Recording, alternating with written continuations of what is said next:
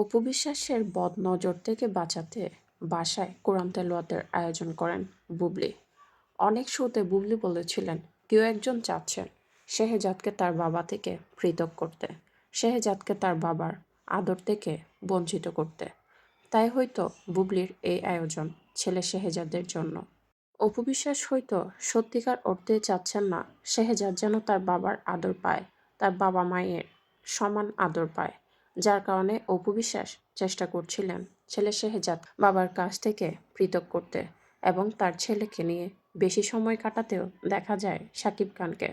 কয়েক বছর ধরে বুবলি শাকিব খানের সম্পর্ক ভালো যাচ্ছে না। তার পেছনে একটাই মানুষ রয়েছেন, আর যিনি হচ্ছেন অপু বিশ্বাস। বুবলির সাথে শাকিব খানের সম্পর্ক খারাপ হওয়ার পাশাপাশি অপু বিশ্বাস হয়তো চান না শেহজাদও তার বাবার আদর পাক, কিংবা বাবার সাথে শেহজাদের একটি সুসম্পর্ক গড়ে উঠুক।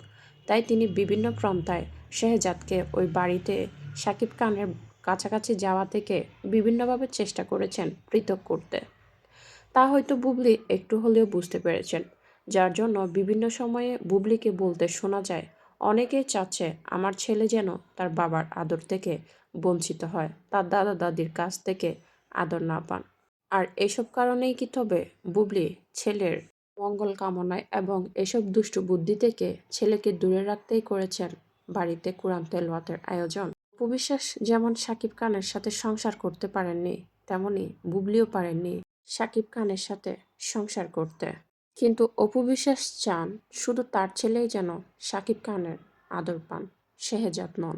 যার কারণে অপু বিশ্বাস বিভিন্ন সময়ে এই ছোট বাচ্চাকে নিয়ে বিভিন্ন ধরনের মন্তব্য করেন, যা একেবারেই অপু বিশ্বাস অনুচিত কাজ করেন।